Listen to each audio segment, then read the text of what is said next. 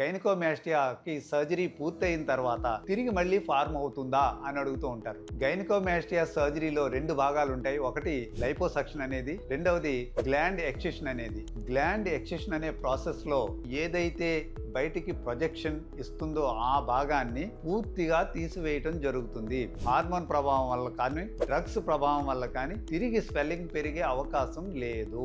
ఈ సర్జరీ చేసేటప్పుడు పేషెంట్ కి పెయిన్ తెలుస్తుందా అని అడుగుతూ ఉంటారు. గైనకోమాస్టియాకి సర్జరీ అనేది జనరల్ అనెస్థీషియా అంటే పూర్తిగా మత్తు ఇచ్చి చేయటం అనేది జరుగుతుంది. కాబట్టి ఆపరేషన్ చేసేటప్పుడు పేషెంట్కి ఏ విధంగానూ నొప్పి తెలియదు.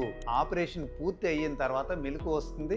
ఏం జరిగింది అన్నది పేషెంట్కి తెలియదు. మరి కొంతమంది అడుగుతూ ఉంటారు, నేను చాలా కాలం కష్టపడి జిమ్కి వెళ్ళి ఈ పెక్ మేజర్ అంటే చెస్ట్ ప్లేట్ బాగా పెంచుకున్నాను, ఎంతో కష్టపడి ఆ షేప్ తెచ్చుకున్నాను, ఇప్పుడు మీరు సర్జరీ చేయటం మూలంగా పెక్ మేజర్ మజిల్ని డిస్టర్బ్ చేసేస్తారా అని అడుగుతారు.